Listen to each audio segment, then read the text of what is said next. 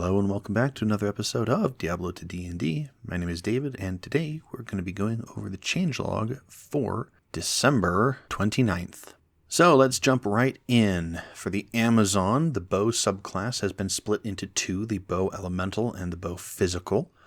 Critical strike has been moved from the 5th level to the 7th level. The Spear Physical's extra attack has been moved from the 6th level to the main class's 5th level. The Student of the Body now heals 3 times your Wisdom modifier, minimum of 3, instead of equal to your Wisdom modifier, minimum of 1.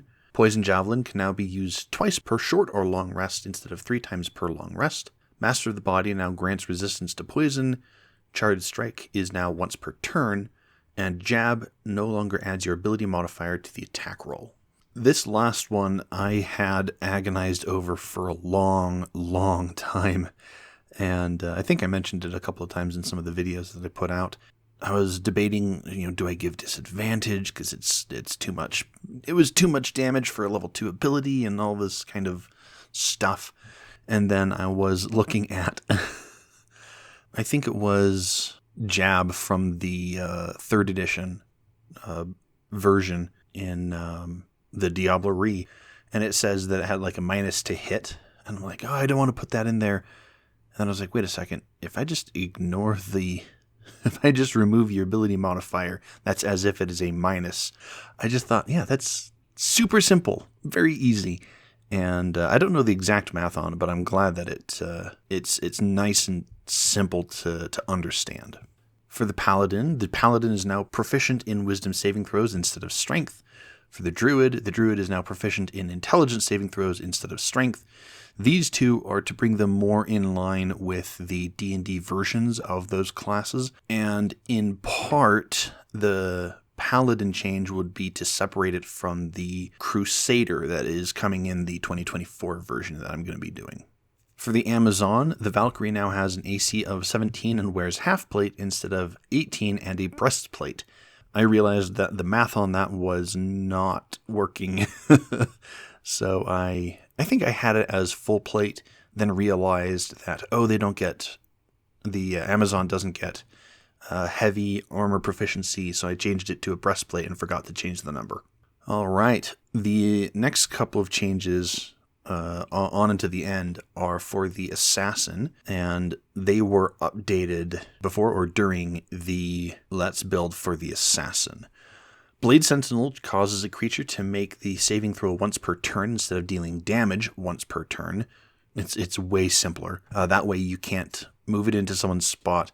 They make the save, then you move it out, then move it back in, then move it out, move it back in, so on and so forth. Blade Sentinel now lasts 1 minute. Sentry now chooses the nearest creature rather than a random creature while in automatic mode. This is to simplify decision-making and whatnot. Sentry can now be repaired with Mending.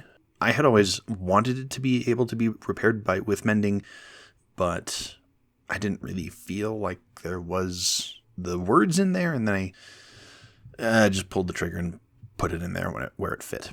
Tinker's Tools is now Maker's Tools, no longer gives you the Tinker's Tools, and now gives you the option to gain proficiency with Smith's Tools, just giving you a bit more, some broader options.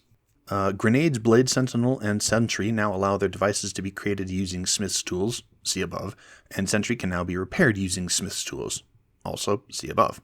Blade Sentinel's command is now an action instead of a bonus action. I talk about this in the Let's Build. This is to, one, make it so that it's not as powerful as, and problematic, because if you could attack with your action and then Blade Sentinel move through 6 creatures, that's really a lot of damage. So instead, now your Blade Sentinel is your main action that you use instead of attacking. And then your bonus action is reserved for your Sentry. Unless you want to, put it on automatic mode and move around it. And lastly, fast movement now allows you to take the additional action later in the same turn rather than as a part of the main action. This one was always intended to work this way, but it is technically a mechanical change, so I decided to include it. Fast movement allows you to take the dash, disengage, or hide actions, as well as another one from that list. So you can dash and disengage to weave through a bunch of creatures to get back to the back line where your healer is being attacked, or to disengage and hide so that you can, hide, or dash and hide, or whatever, any combination of those three. But the way that it was worded always looked like you were taking both actions at the same time, which is fine for dash and disengage.